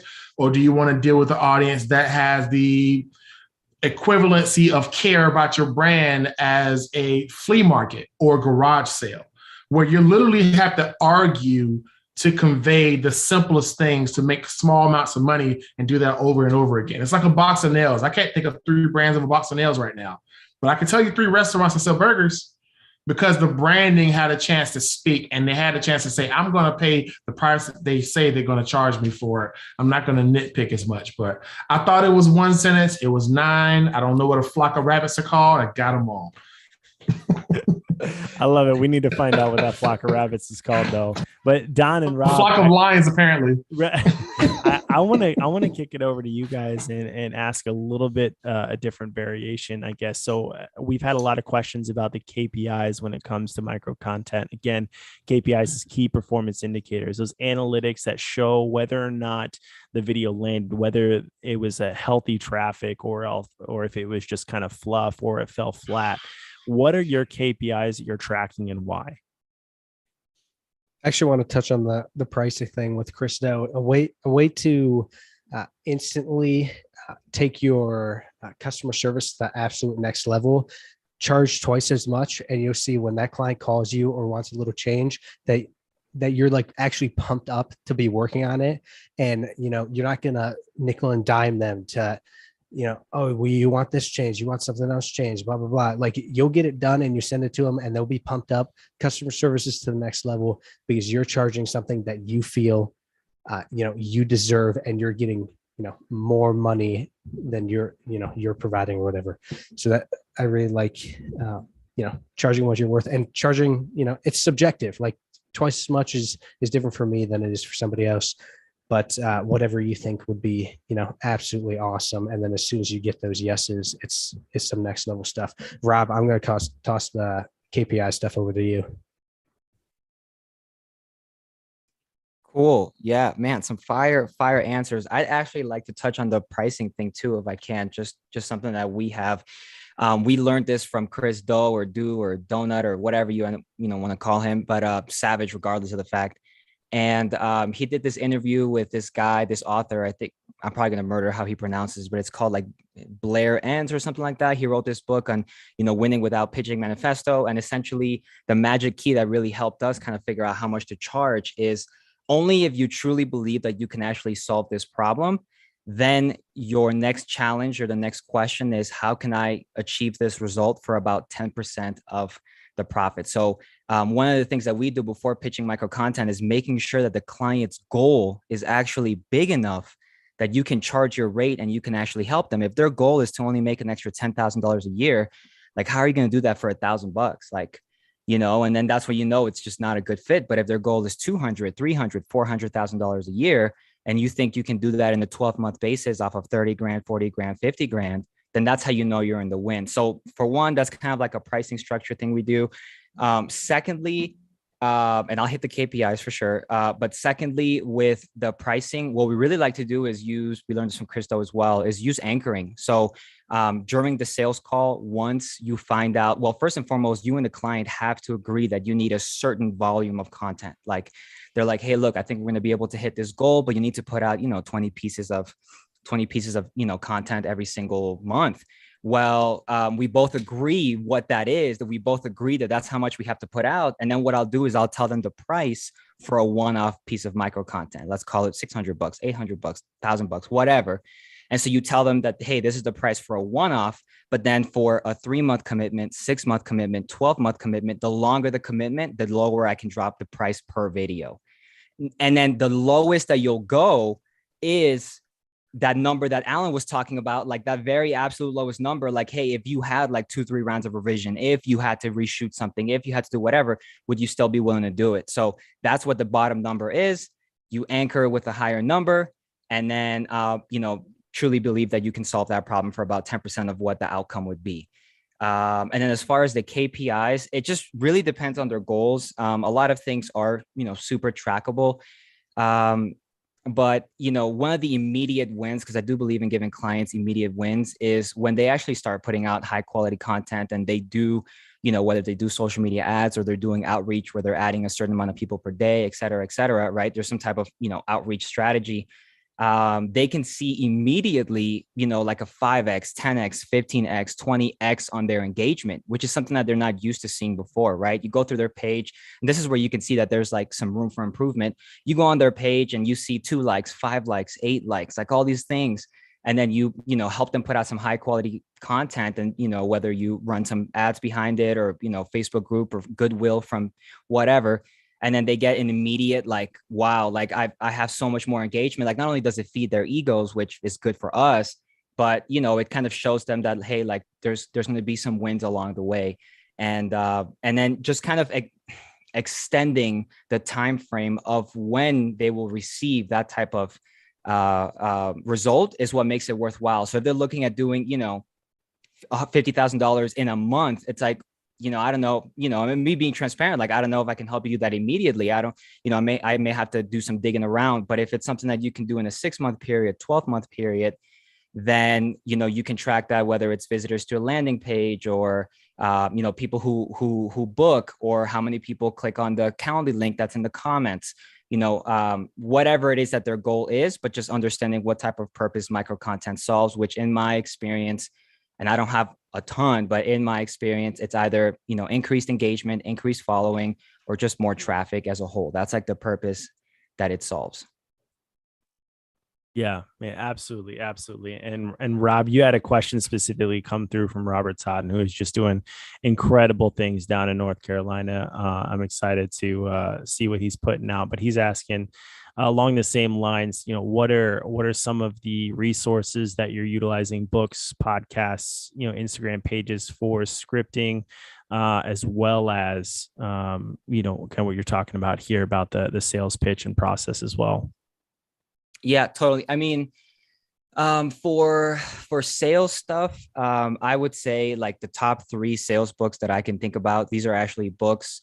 I think people may have courses, but my team and I, we have a firm belief that whatever it is that you're trying to learn in life, somebody already wrote a book about it. Maybe they haven't made a course, maybe they haven't made a video training, but somebody wrote a book about it. So go read that book, go find that book.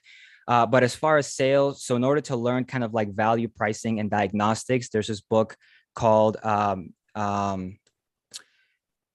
Selling by Keenan. That this dude doesn't have a last name marketing wise, I don't know, but his name is Keenan, and it's called Gap Selling. And in this book, it's specifically for B2B professionals, which, unless you're doing weddings and all that stuff, you're working with businesses, it's a B2B thing. In this book, they talk about how to diagnose, how to ask questions, how to not accept shallow answers. And that way you can actually quantify whatever the goal is that they're looking for. That book, there's another book that's called Exactly What to Say. And that one is a really, really short book. It's a quick read, but what I love about that book is it actually gives you lingo and vocabulary that will help you close more deals. For sure. So Exactly What to Say. I forget the name of the author. And then the third one, I would say I really, really like The Way of the Wolf by Jordan Belfort, Wolf of Wall Street, the one and only. This guy talks about stuff that's like for B2B and B2C, but he talks about how you can build rapport throughout the whole process and actually, at the end, figure out, how to get people to close, to make them, like you, or at least your company. They actually believe that you can help them. And then, if they have the actual resources to pay you for all that stuff. So those would be like the 3 books for sales. For scripting, the best thing I can say is I actually never read anything about scripting. I've looked up a lot of like free stuff about copywriting. So like, if you want to get good at scripting, like learn copywriting, which, in short, copywriting is words that sell. Like, just figure out what kind of words are you using. But the best thing that I can offer is just be a student of the game. Like, you get more insight from action than you get action from insight. So instead of like saying, I'm only going to try scripting videos after I read 5 books about it, like, dude, like you're, somebody who tries scripting 5 videos before he picks up a book is probably going to be just a little bit further ahead of you. And so one of the things that has given me the confidence to help clients is just simply, how many numbers I have under me, how many reps, how many scripts, how many ones that did work, how many that didn't. And yeah, it's just like doing it, but learn some good copywriting stuff. And then also like just watch the videos of people who are selling. Like, what are they saying? What are, how do they structure this stuff? And again, that kind of just goes with being a student of the game. Just looking at the type of content of people who you are inspired by, and then trying to kind of put your own twist in a way after you get the exact same result. So my team and I are also huge believers of whenever somebody like showed the way to do something, like do exactly what they say. And only once you achieve that result or better, then twist it up, do your own thing. But until then, don't try to change it. Don't try to be different immediately, because you're probably not going to get that result.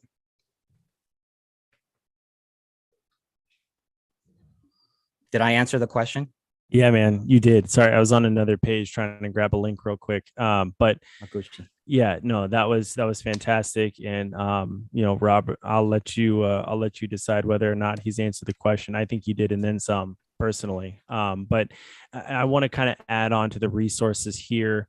One, I'm gonna drop a link in here. One that's absolutely changed my life. I've read this book about 5 times in the past 3 years. I just met the author the other day. We ran a broadcast for him, and I was blown away just being able to talk with him. Never Split the Difference by Chris Voss. He was an FBI hostage negotiator. And there it is. Look at that, Dom. I love it.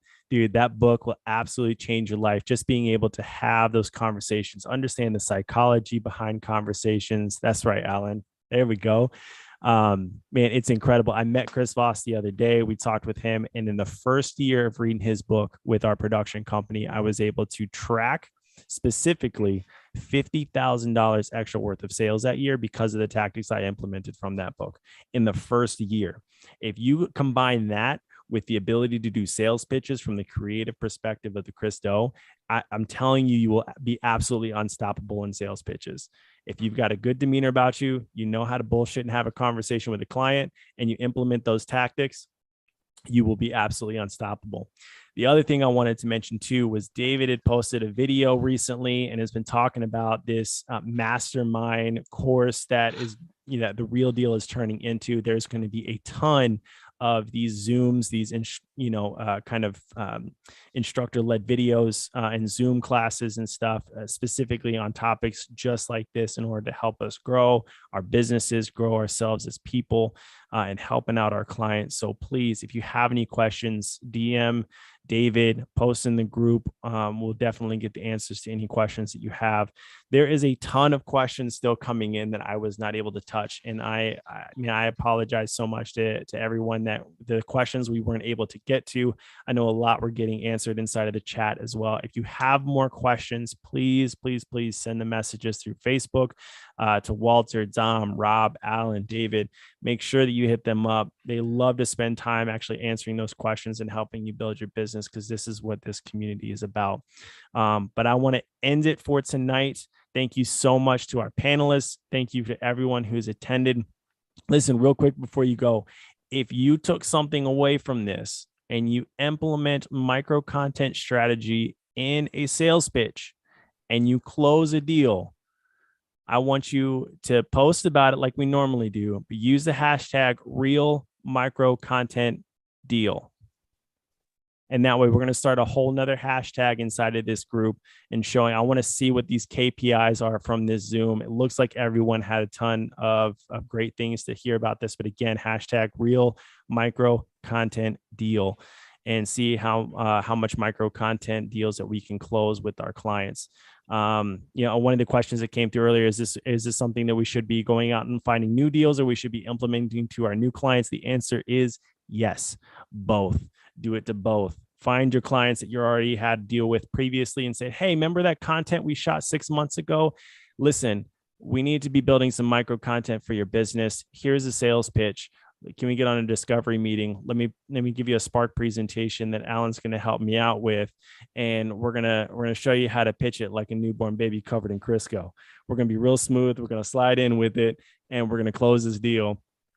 And then find out those new clients that you're closing deals with. You're talking about that sales trifecta, and say, hey, don't forget, not just the sales trifecta, and you're going to need some of this longer form content, but you're going to need, your social media content as well. You're going to need to post organically, and you're going to want things like this in order to kind of help grow your business, drive brand awareness, drive a lead generation. So this is a great opportunity for you to do that. Again, thank you so much for everyone being here. David, you want to say anything before we head out tonight? Yeah, for sure. I'll be honest, it's been nice to just be able to sit back and listen instead of having to talk.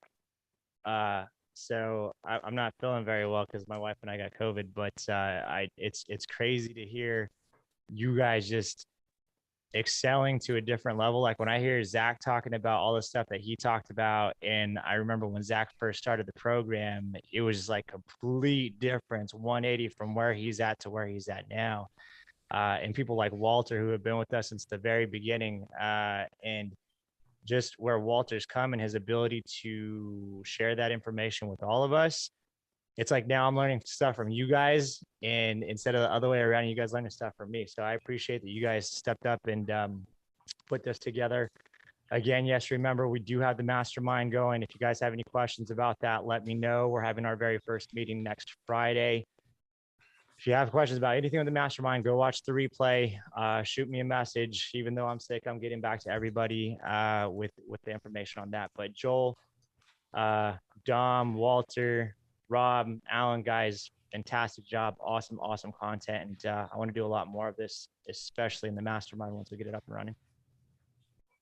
Awesome. Well, thank you, David, for the group and for everyone bringing this community together. Absolutely give you all the credit, and I appreciate it. We wouldn't be here if it wasn't for you and Mark. So I appreciate you guys so much. But again, thank you, everyone. Have a great night, and we'll see you on the next one.